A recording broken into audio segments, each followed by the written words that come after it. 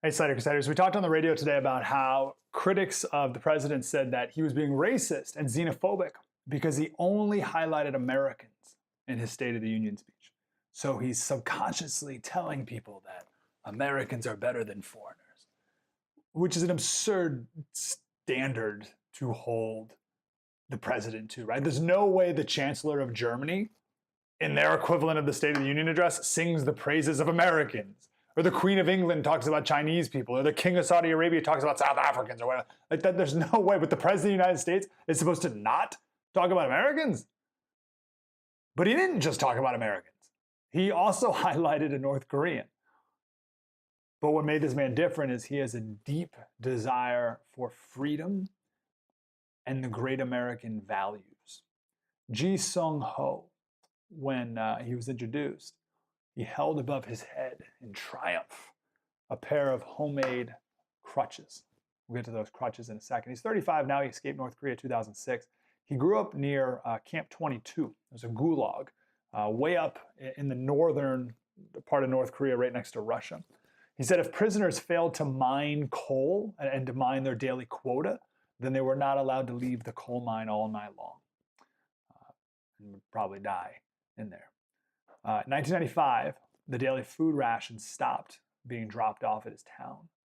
So he and his sisters would climb the mountains and find grass and bark to eat. When the very few crops that were around were gone, they dug up the roots and ate them.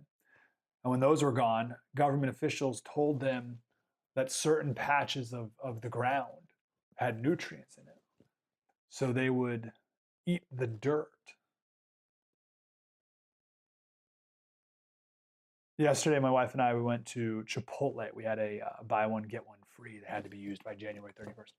So we went to Chipotle, and I'm not kidding, I was in line. I was about to order. I was thinking, black beans or pinto? I usually go black. Should I go pinto? All right, we're going pinto. We're gonna go pinto beans, and you know what? We're gonna go big. Guacamole. We're doing the guacamole today. Live large. This man's eating dirt. How good do we have it? And how many people appreciate it?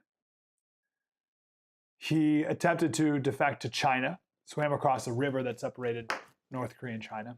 He nearly drowned. His mom and sister made it. His dad was captured and tortured. Just think about this. Think about, oh, by the way, he lost his leg and his hand because he was trying to steal coal from a moving train. The train would go from the gulag, the coal mine, to the capital, and he was trying to steal some coal so that his family wouldn't freeze to death. And he slipped and severed his leg and his hand. Think about the people complaining today about our first world problems. This man was so poor, he and his family were told to eat dirt. The biggest health problems in America, one of the biggest ones is diabetes. And that's because of our decadence. And we have Americans taking a knee during our national anthem. I guarantee you, this man would never dream of doing such a thing. It would never cross his mind in a million years. And I'm complaining because my wife and I, we did the Whole30 diet thing last month, where you can only eat fruits. You can only eat fresh fruits and vegetables and meat. That's it. Fresh fruits, fresh vegetables, and meat. Think about that. And I'm complaining about Whole30. Like, we're halfway through and it's like, more Brussels sprouts. I can't take it. More sweet potatoes, Brussels sprouts, eggplant, butternut squash, fresh vegetables. I'm dying here. This guy survived on dirt and tree bark. You know, these study abroad programs that kids take to Paris and London? Give me a break. They should be in third world countries. See how the rest of the world lives. See how humans have always lived. Do that for a day, and 99% of everything that kids complain about today will be gone in an instant. How do we teach our kids to be grateful? I think he highlights stories like Seong-ho. It's one important way.